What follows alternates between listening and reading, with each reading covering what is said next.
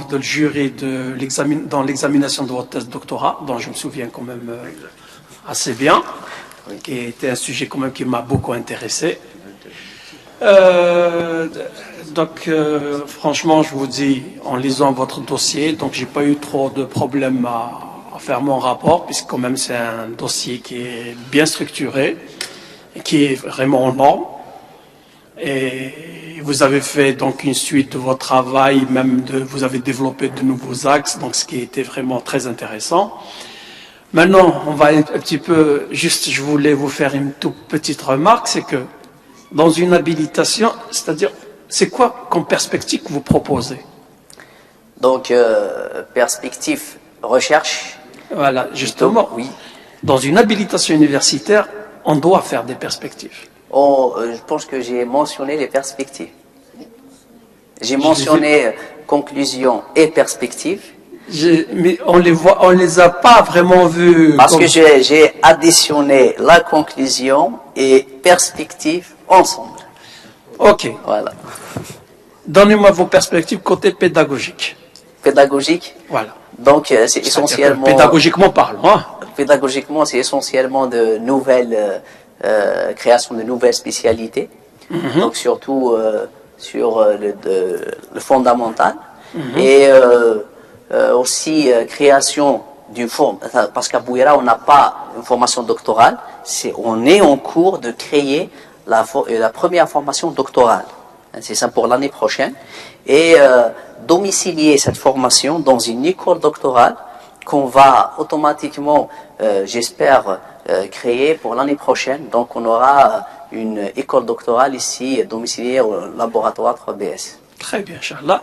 Maintenant, votre perspective côté scientifiquement parlant.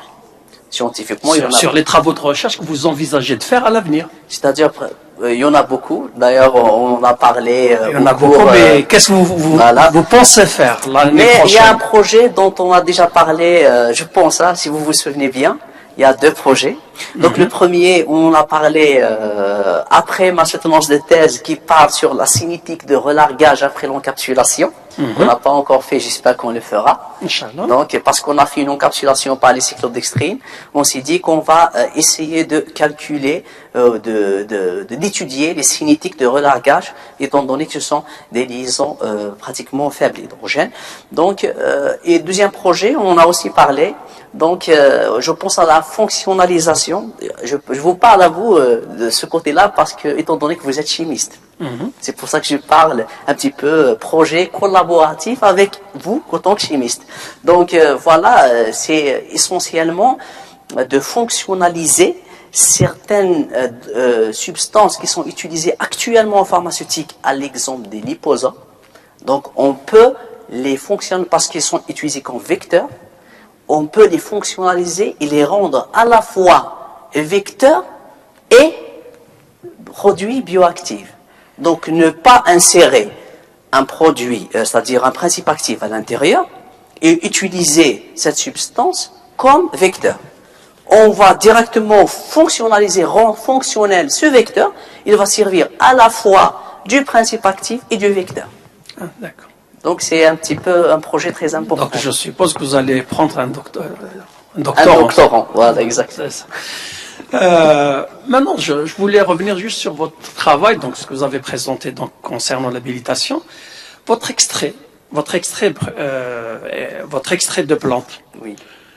Vous allez l'utiliser comment? Est-ce que c'est juste un complément d'un truc alimentaire ou vous pensez isoler la molécule bioactive qui est responsable, c'est-à-dire qui a l'effet de recherche? Oui, moi, de toute façon, parmi c'est-à-dire les perspectives de recherche, je cible toujours la molécule parce que je voudrais travailler au point de vue moléculaire, c'est-à-dire la molécule parce que généralement, c'est la molécule qui est brevetable.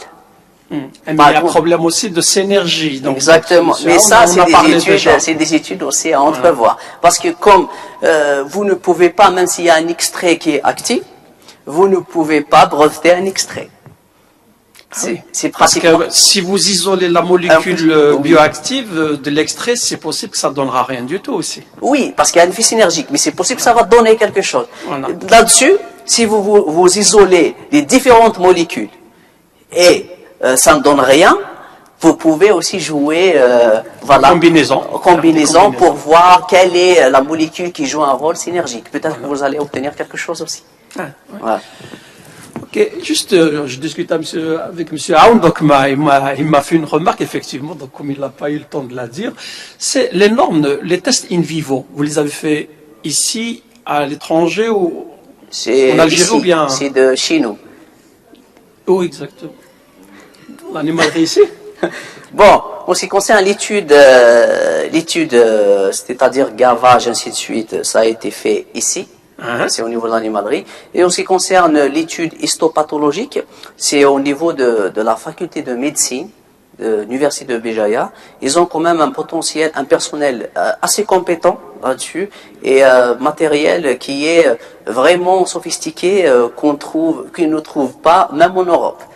D'accord. Voilà. Quand donc ici le test, donc il y a des normes normalement quand on fait des Il y a tests des normes in parce vivo, que non? c'est-à-dire les animaux sont ramenés de l'Institut Pasteur directement avec une fiche, c'est-à-dire ils vous donnent la fiche sanitaire et comme moi aussi j'enseigne le module d'expérimentation animale, donc à peu près j'ai une idée sur la façon d'élever, sur l'élevage, sur la contention d'animaux, sur le transport d'animaux, ainsi de suite.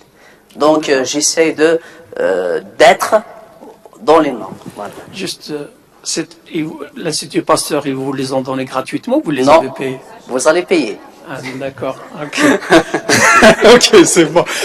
Donc, je vais pas trop tarder. De toute façon, mon travail, je l'ai fait déjà dans le rapport. Donc, là, je suis juste en tant qu'invité.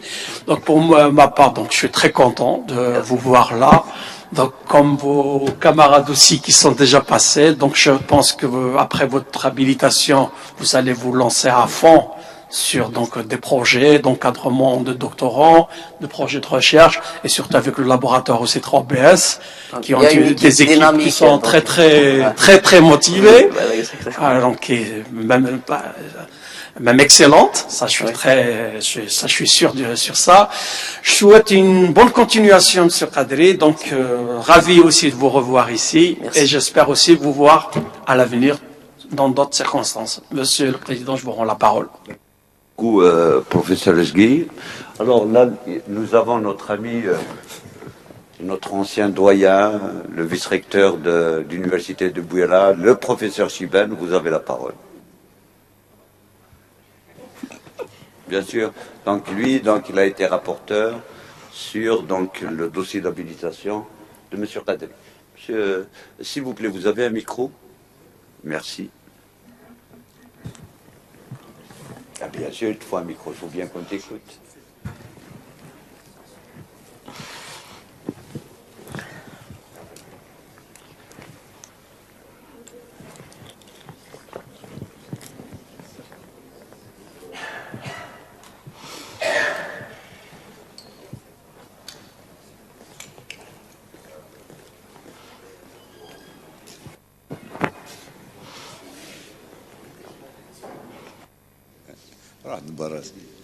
Donc, Monsieur le Président, bonjour, et Monsieur les membres du jury, bonjour. Donc, le travail de Monsieur Kadri